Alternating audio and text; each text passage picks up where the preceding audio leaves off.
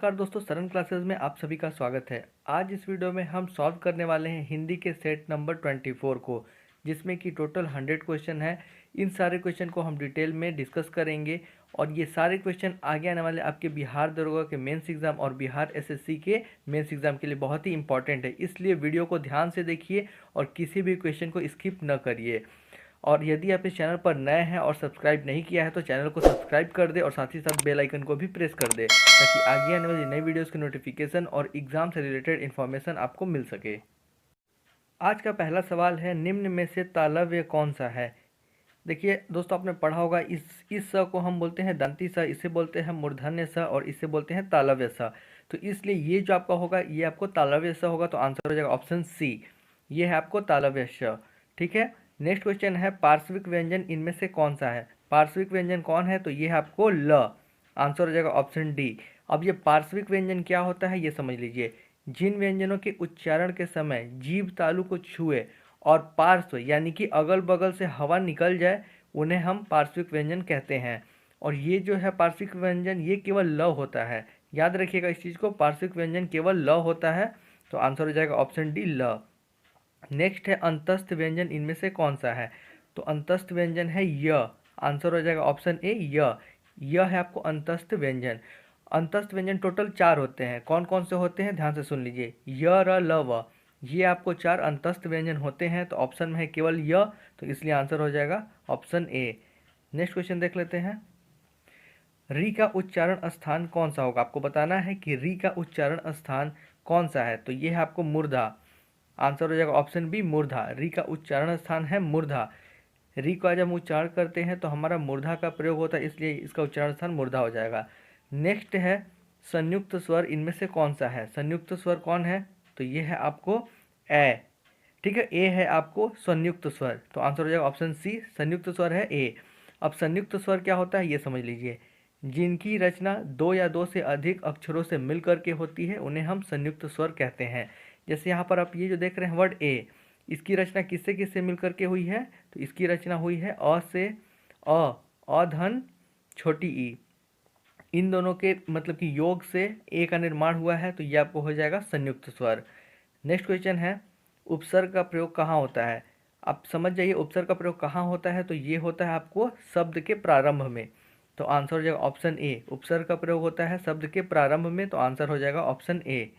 Next question है, उद्भव में उपसर्ग है, यानी कि बताना है आपको कि ये जो वर्ड है उद्भव, इसमें कौन से उपसर्ग का प्रयोग हुआ है। तो देखिए उद्भव में उत उपसर्ग का प्रयोग हुआ है, आंसर हो जाएगा ऑप्शन ए। उद्भव में उत उपसर्ग का प्रयोग हुआ है। उपसर्ग जानते ही आप कि स्टार्टिंग में लगता है, अभी जस्ट इसके पहले जो क्वेश्चन आया था, तो उद्भव में उत जो है वो आपको आगे उपसर्ग के रूप में प्रयोग हुआ है, तो इसका आंसर हो जाएगा ऑप्शन ए। नेक्स्ट है, कौन सा शब्द अ उपसर्ग से संबंधित नहीं है। अ उपसर्ग इनमें से किस में नहीं लगा है, तो ये है आपको अनल। ठीक है, इसमें अ उपसर्ग संबंधित नहीं है, आंसर हो जाएगा ऑप्शन सी अनल। नेक्स्ट है, निसार में कौन से उपसर्ग का प्रयोग हुआ है। आपको बताना है कि निसार ये जो वर्ड है इसमें कौन से उपसर्ग का प्रयोग हुआ है, तो देख लीजिए ध्यान से, ये है आपको निस। ठीक है, निस हलंत, तो आंसर हो जाएगा ऑप्शन सी, निसार में निस हलंत उपसर्ग का प्रयोग हुआ है। नेक्स्ट है, उपसर्ग रहित शब्द इनमें से कौन सा नहीं है, यानी कि उपसर्ग रहित नहीं, यानी कि जिसमें कि उपसर्ग है वो आपको सेलेक्ट करना है, तो वो है आपको प्रख्यात, आंसर हो जाएगा ऑप्शन डी। उपसर्ग रहित शब्द इनमें से कौन सा नहीं है, तो वो है आपको प्रख्यात। नेक्स्ट देख लेते हैं, व्यथित में प्रत्यय है, ये जो वर्ड है व्यथित, इसमें कौन सा प्रत्यय का प्रयोग हुआ है, तो इसमें हुआ है इत का। लास्ट में यहाँ पर देख रहे हैं आप इत और छोटी ई लगा है, इसलिए यहाँ पर ये वाला इत हो जाएगा, आंसर हो जाएगा ऑप्शन बी। नेक्स्ट है, हिंदी में कृत प्रत्ययों की संख्या टोटल कितनी होती है। आपको बताना है टोटल कृत प्रत्ययों की संख्या कितनी होती है, तो ये होती है 28, आंसर हो जाएगा ऑप्शन सी। हिंदी में कृत प्रत्ययों की संख्या टोटल 28 है। नेक्स्ट है, कृदंत प्रत्यय किसके साथ जुड़ता है। कृदंत प्रत्यय किसके साथ जुड़ता है, तो ये आपको जुड़ता है क्रिया के साथ। ठीक है, कृदंत प्रत्यय जो होता है वो आपको क्रिया के साथ जुड़ता है। देखिए समझ लीजिए कि कृत प्रत्यय होता क्या है। अब इसके पहले भी जो क्वेश्चन आया था वो भी कृत प्रत्यय से ही रिलेटेड था, समझा देता हूँ, समझ लीजिए। क्रिया के बाद जो प्रत्यय लगाए जाते हैं उन्हें हम कृत प्रत्यय कहते हैं। तो यहाँ और सुनिए, और जो कृत प्रत्यय के मेल से जो शब्द बन जाता है उसे हम कृदंत कहते हैं। ठीक है, तो यहाँ पर बोल रहा है कृदंत प्रत्यय का किसके साथ जुड़ा होता है, जब वो क्रिया के साथ होता है, क्योंकि कृत प्रत्यय के मेल से जो शब्द बन जाता है वो हमारा कृदंत हो गया, और क्रिया के बाद जो प्रत्यय लग जाता है उसे हम कृत प्रत्यय कहते हैं। क्लियर हो गया। नेक्स्ट क्वेश्चन देख लेते हैं, तद्धित प्रत्यय किस शब्द के साथ जुड़ता है। अब बताना है कि तद्धित प्रत्यय ये किस शब्द के साथ जुड़ता है, तो ये जुड़ता है आपको सर्वनाम के साथ। जैसे कि कृदंत प्रत्यय जुड़ता है क्रिया के साथ, ठीक उसी प्रकार तद्धित प्रत्यय सर्वनाम के साथ जुड़ता है, तो आंसर हो जाएगा ऑप्शन डी। नेक्स्ट है, खड़ी बोली का मूल नाम। आपको बताना है कि खड़ी बोली का मूल नाम इनमें से कौन सा है, तो वो है आपको कौरवी। आंसर हो जाएगा ऑप्शन बी, खड़ी बोली का मूल नाम है कौरवी। नेक्स्ट क्वेश्चन है, हिंदी किस भाषा की भाषा मतलब किस भाषा परिवार की भाषा है। हिंदी ये जो किस भाषा परिवार की भाषा है, तो ये है आपको भारोपीय। आंसर हो जाएगा ऑप्शन ए, हिंदी भारोपीय परिवार की भाषा है। नेक्स्ट है, भारतवर्ष में हिंदी को आप किस वर्ग में रखेंगे। तो देखिए दोस्तों, हम हिंदी को राजभाषा के रूप में रहेंगे, राष्ट्रभाषा के रूप में नहीं, याद रखिएगा। हिंदी हमारा राजभाषा है, तो आंसर हो जाएगा ऑप्शन ए, राजभाषा। नेक्स्ट है, अंधा शब्द किस प्रकार का शब्द है। आपको बताना है कि अंधा शब्द किस प्रकार का शब्द है, तो ये है आपको तद्भव शब्द। अंधा तद्भव शब्द है, तो आंसर है ऑप्शन डी, तद्भव शब्द। नेक्स्ट है, अमावस शब्द का तत्सम रूप क्या होगा। आपको बताना है कि अमावस का तत्सम रूप, तो ये हो जाएगा अमावस्या। आंसर है ऑप्शन ए, अमावस्या। तत्सम और तद्भव के बारे में आपको पता होगा कि तत्सम और तद्भव क्या होते हैं। संस्कृत के जिन शब्दों का प्रयोग डायरेक्ट कर दिया जाता है ज्यों का त्यों, वैसे शब्द को हम तत्सम शब्द कहते हैं, और जिनका रूप परिवर्तन कर दिया जाता है उन्हें हम तद्भव कहते हैं। ठीक है, तो क्लियर हो गया होगा। तो अमावस ये जो शब्द है ये तद्भव शब्द है, और जब इसको हम तत्सम में बदलेंगे तो ये आपको हो जाएगा अमावस्या। और अंधा ये जो शब्द है ये कौन सा शब्द है, तो ये आपको तद्भव शब्द याद रखिएगा। नेक्स्ट देख लेते हैं, तत्सम शब्द इनमें से नहीं है। अब देखिए, आपको चूज़ करना है, मतलब कि आपको पहचानना है कि इनमें से कौन सा तत्सम शब्द नहीं है। तो ये है आपको उल्लू। उल्लू तत्सम शब्द नहीं है, तो उल्लू फिर क्या हो जाएगा, तद्भव शब्द हो जाएगा। और देख रहे हैं ऋषि, ओझा, उष्ट्र, ये सारे आपको तत्सम शब्द हो गए, और उल्लू जो है ये आपको तत्सम शब्द नहीं है। नेक्स्ट है, ताम्रचूड़ शब्द का तद्भव है। देखिए, ताम्रचूड़ ये आपको तत्सम शब्द हो गया, अब आपको इसका क्या बताना है, तद्भव बताना है। तो ताम्रचूड़ का हो जाएगा तमचूर। आंसर हो जाएगा ऑप्शन बी, तमचूर। नेक्स्ट क्वेश्चन है, निम्न में से तद्भव है, निम्न में से कौन सा तद्भव है। तो तद्भव है आपको आषाढ़, तो आंसर हो जाएगा ऑप्शन डी, आषाढ़ ये जो वर्ड है ये आपको तद्भव है। और अगर बात करें करपास, ग्रह, आदित्यवार की, तो ये आपको तत्सम शब्द है, और आषाढ़ ये जो शब्द है ये आपको तद्भव शब्द है, याद रखिएगा। निम्न में से तत्सम नहीं है, आपको बताना है कि इनमें से कौन सा तत्सम नहीं है। तो तत्सम नहीं है, तो ये आपको कहावत, ये तत्सम नहीं है, ये आपको तद्भव है। आंसर है ऑप्शन बी, कहावत। नेक्स्ट क्वेश्चन देख लेते हैं, परीक्षा शब्द किस वर्ग में आता है। परीक्षा, परीक्षा शब्द ये कौन सा शब्द है, ये किस वर्ग में आएगा, तो ये आपको आ जाएगा। देखिए दोस्तों, परीक्षा, देखिए हम देशज भी दिया है, तद्भव भी दिया है, तत्सम भी दिया है, विदेशज भी दिया है। अब आप लोग सोच रहे होंगे कि ये किस में है, तो ये है आपको तत्सम में। याद रखिएगा, बहुत लोग सोच रहे होंगे तद्भव, बट नहीं, ऐसा नहीं है। परीक्षा तत्सम शब्द, यानी कि ये संस्कृत का ही शब्द है जिसे हम डायरेक्ट यूज कर लेते हैं, तो ये तत्सम शब्द हो गया। ठीक है, यौगिक शब्द कौन सा है। यौगिक आपको बताना है कि इनमें से कौन सा है, तो वो है आपको पाठशाला। पाठशाला ये जो शब्द है ये आपको यौगिक शब्द है, तो आंसर हो जाएगा ऑप्शन बी। अब यौगिक शब्द क्या होता है ये समझ लीजिए। देखिए, जो शब्द, देखिए दो शब्दों के मेल से जो बनता है शब्द, और प्रत्येक खंड का अलग अलग अर्थ होता है, तो वैसे शब्द को हम यौगिक शब्द कहते हैं। जैसे कि यहाँ पर आप दो वर्ड देख रहे हैं, पाठ और शाला। ठीक है, पाठ अलग है और शाला अलग है, और दोनों का अलग अलग अर्थ होता है, और दोनों के मिलने से क्या बन गया है, पाठशाला। तो इसलिए इस प्रकार का जब कोई शब्द आए, पूछा जाए, तो याद रखिएगा वो सब यौगिक शब्द हो जाएंगे। क्लियर हो गया। नेक्स्ट क्वेश्चन देख लेते हैं, कमल किस प्रकार का शब्द है। कमल किस प्रकार का शब्द है, तो ये है आपको रूढ़ शब्द। आंसर हो जाएगा ऑप्शन ए, रूढ़ शब्द। अब आप सोचेंगे रूढ़ शब्द क्या है, तो समझ लीजिए, जो शब्द हमेशा किसी विशेष अर्थ को प्रकट करते हैं तथा उनके खंडों का कोई अर्थ न निकले, रूढ़ शब्द कहलाता है। समझ में आ गया, नहीं आया तो एक बार समझ लिए दूसरे शब्द में। जो शब्द परंपरा से किसी व्यक्ति, वस्तु, स्थान आदि के नाम के लिए प्रयोग किए जाते हैं, मतलब कि प्रयोग करते आ रहे हैं अभी तक हम, तो वैसे शब्द को हम रूढ़ शब्द कहते हैं। तो आप देखिएगा, ये कमल शब्द है, ये शुरू से यही मतलब कि बोला आते रहा है, यानी कि हम इसे स्टार्टिंग से ही कमल के नाम से ही बोलते आ रहे हैं, तो इसलिए आपको रूढ़ शब्द हो जाएगा कमल। नेक्स्ट है चाय किस भाषा का शब्द है। चाय कहाँ से लिया गया है, किस लैंग्वेज का है, तो यह आपको चीनी भाषा का शब्द चाय, तो आंसर हो जाएगा ऑप्शन बी चीनी भाषा का शब्द। नेक्स्ट है दरोगा का संबंध किस भाषा से। अब आपको बताना है कि दरोगा का संबंध किस भाषा से है, तो देखिए ये है आपको तुर्की भाषा। ठीक है, याद रखिएगा दरोगा आपको बनना है, याद रखिएगा ये आपको तुर्की भाषा का शब्द है दरोगा। नेक्स्ट है सामाजिक शब्द में मूल शब्द कौन सा है। ये जो वर्ड सामाजिक, इसमें मूल शब्द कौन सा है, तो देखिए इसमें आपको मूल शब्द हो जाएगा समाज, और इसमें इक प्रत्यय जुट गया है तो बन गया है सामाजिक, लेकिन मूल शब्द पूछा है तो हो जाएगा समाज। आंसर है ऑप्शन डी। नेक्स्ट क्वेश्चन देख लेते हैं। पाठशाला में मूल शब्द आपको बताना है। पाठशाला में, जैसे सामाजिक में समाज था, उसी तरह पाठशाला में हो जाएगा पाठ। आंसर हो जाएगा ऑप्शन बी पाठ, ये आपको मूल शब्द है। नेक्स्ट है व्युत्पत्ति के आधार पर संज्ञा के कितने भेद होते हैं। यहाँ पर व्युत्पत्ति के आधार पर पूछ रहा है, ठीक है, ध्यान से सुन लीजिएगा। व्युत्पत्ति के आधार पर संज्ञा संज्ञा के 3 भेद होते हैं। आंसर है ऑप्शन ए। कौन कौन से होते हैं, सुन लीजिए कौन कौन से होते हैं। रूढ़ शब्द, यौगिक और योग रूढ़, ये सारे आपको जो है संज्ञा के 3 भेद हो गए व्युत्पत्ति के आधार पर, रूढ़, यौगिक तथा योग रूढ़। नेक्स्ट है उन शब्द किस प्रकार की संज्ञा है। उन किस प्रकार की संज्ञा है, तो ये है आपको द्रव्यवाचक संज्ञा। आंसर हो जाएगा ऑप्शन बी द्रव्यवाचक संज्ञा। क्यों है द्रव्यवाचक संज्ञा, देखिए द्रव्यवाचक जो संज्ञाएं होती है ना, उन्हें नापा या तौला जा सकता है, तो इसलिए ये आपको उन जो है ये द्रव्यवाचक संज्ञा है। नेक्स्ट है नेता शब्द का स्त्रीलिंग क्या होगा। नेता शब्द का स्त्रीलिंग हो जाएगा नेत्री। आंसर है ऑप्शन डी नेत्री। नेक्स्ट है सिंदूर लिंग की दृष्टि से क्या है। सिंदूर, सिंदूर क्या है, तो देखिए ये है आपको पुल्लिंग। सिंदूर जो वर्ड है ये आपको पुल्लिंग शब्द है। आंसर हो जाएगा ऑप्शन बी। पक्षी लिंग की दृष्टि से क्या है, अब बताना है कि पक्षी मतलब कि पुल्लिंग है या स्त्रीलिंग है, तो पक्षी पुल्लिंग शब्द है। आंसर है ऑप्शन ए पुल्लिंग शब्द। नेक्स्ट है नदी का बहुवचन क्या होगा। यदि हम नदी, नदी शब्द का बहुवचन करेंगे तो क्या हो जाएगा, तो ये हो जाएगा नदियाँ। आंसर ऑप्शन बी नदियाँ।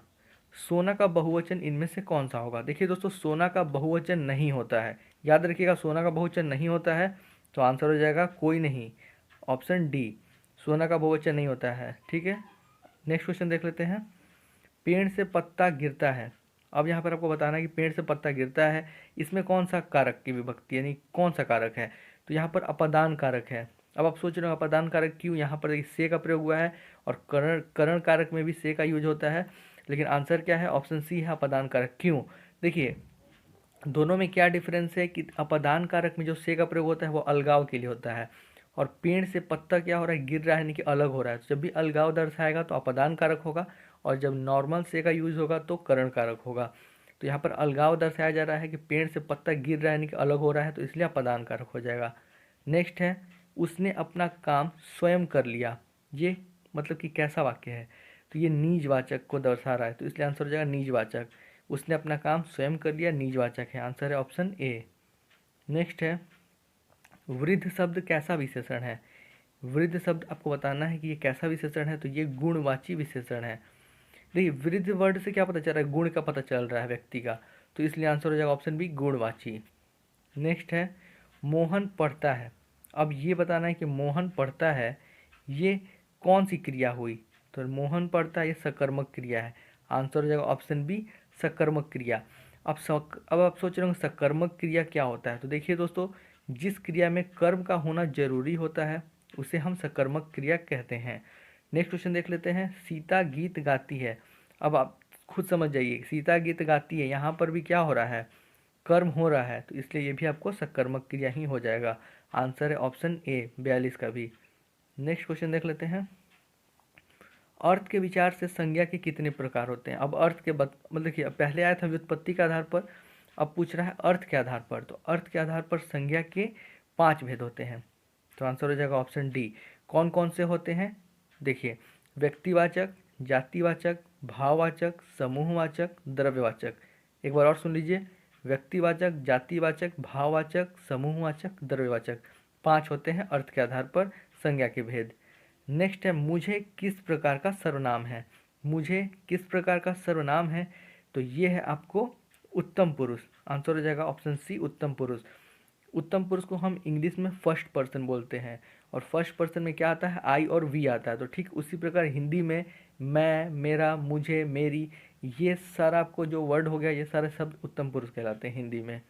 नेक्स्ट देख लेते हैं, नल बूंद बूंद टपक रहा है। यहाँ पर ये जो अंडरलाइन देख रहे हैं बूंद बूंद, तो ये रेखांकित शब्द क्या बता रहा है, तो ये देखिए ये क्रिया की विशेषता को बता रहा है, इसलिए क्रिया विशेषण हो जाएगा। Answer option C. नल तो टपक रहा है परंतु किस प्रकार, तो बूंद बूंद, तो क्रिया की विशेषता बतलाने की वजह से ये हो जाएगा क्रिया विशेषण। वाच्य कितने प्रकार के होते हैं, तो वाच्य होते हैं 3 प्रकार के। आंसर है ऑप्शन ए। कौन कौन से होते हैं, कर्तृवाच्य, कर्मवाच्य, भाववाच्य। 3 होते हैं, कर्तृवाच्य, कर्मवाच्य, भाववाच्य। वाच्य 3 प्रकार के होते हैं। नेक्स्ट है, हवा शब्द का पर्यायवाची इनमें से कौन सा नहीं है, तो हवा का देखिए पर्यायवाची इनमें से कौन सा नहीं है, तो वो है सलील।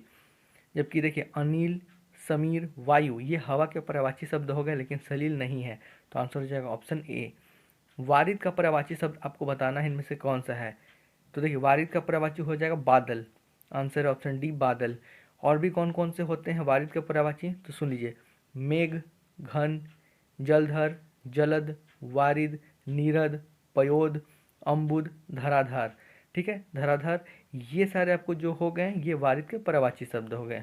नेक्स्ट है, दामिनी का पर्यायवाची शब्द इनमें से कौन सा है, दामिनी का, तो दामिनी का पर्यायवाची हो जाएगा आपको विद्युत। आंसर है ऑप्शन सी, विद्युत।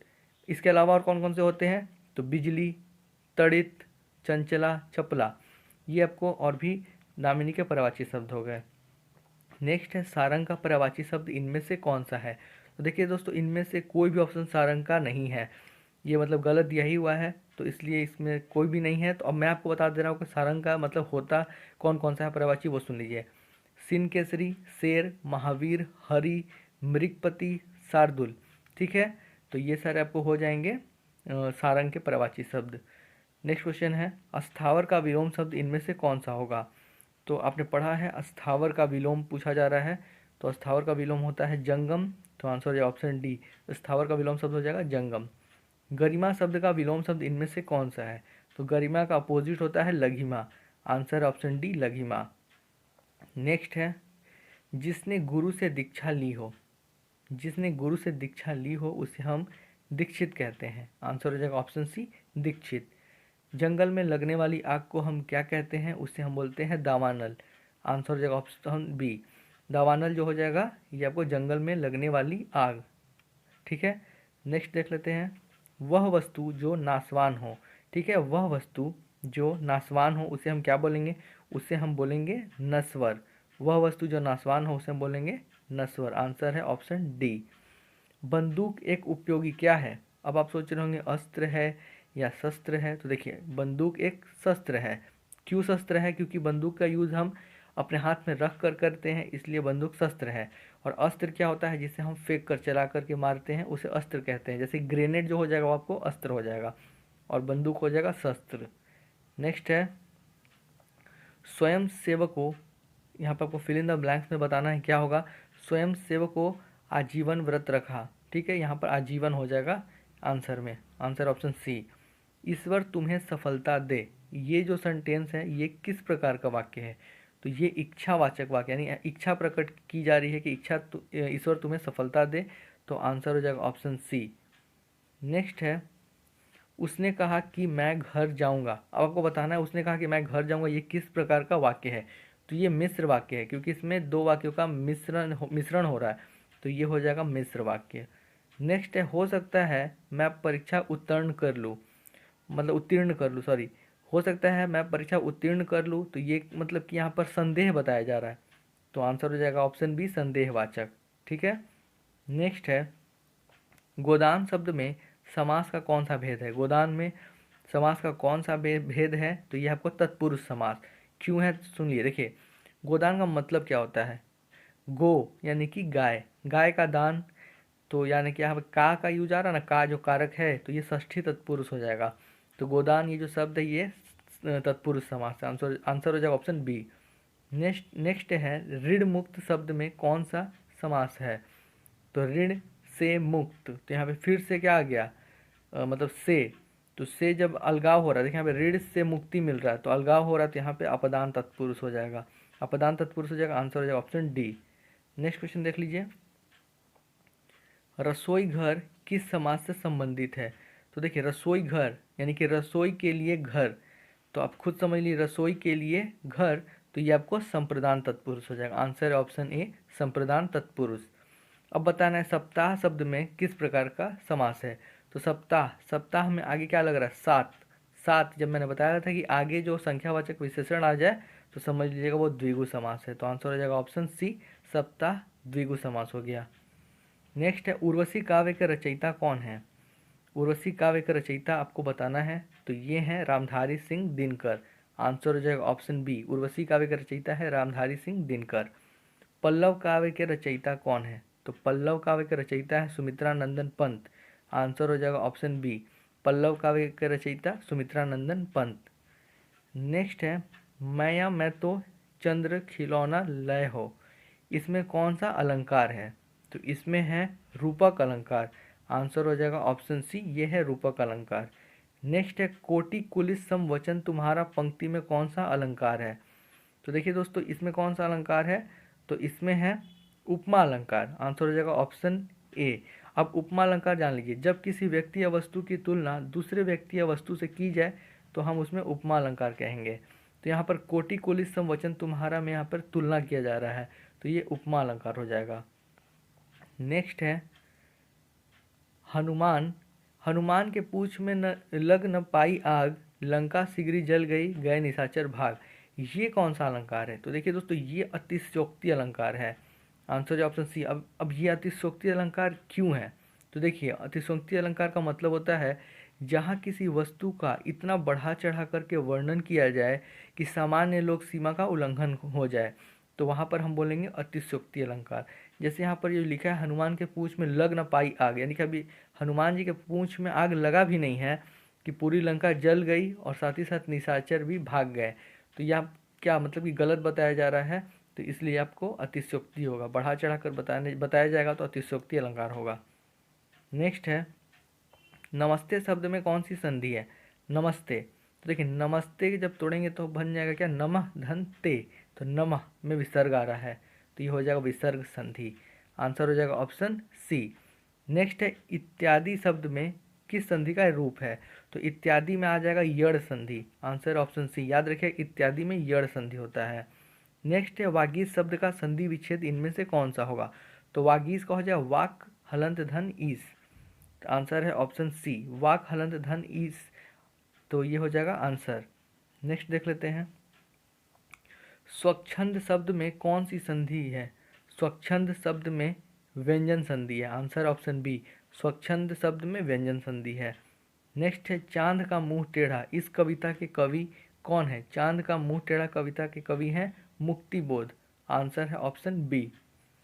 नेक्स्ट है पंचवटी काव्य के कवि कौन है? पंचवटी काव्य के कवि आपको बताना है, तो ये है मैथिली शरण गुप्त, आंसर हो जाएगा ऑप्शन सी, पंचवटी काव्य के कवि हैं मैथिली शरण गुप्त।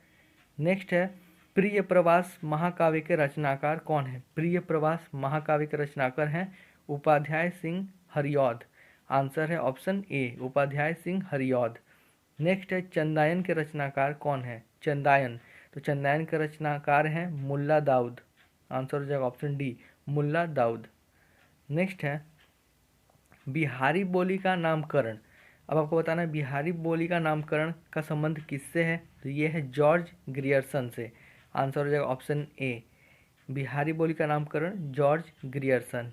नेक्स्ट है विपसी, विपसी स्थान किस कवि से है? तो ये है आपको विद्यापति से, आंसर हो जाएगा ऑप्शन बी, विपसी स्थान विद्यापति कवि से है।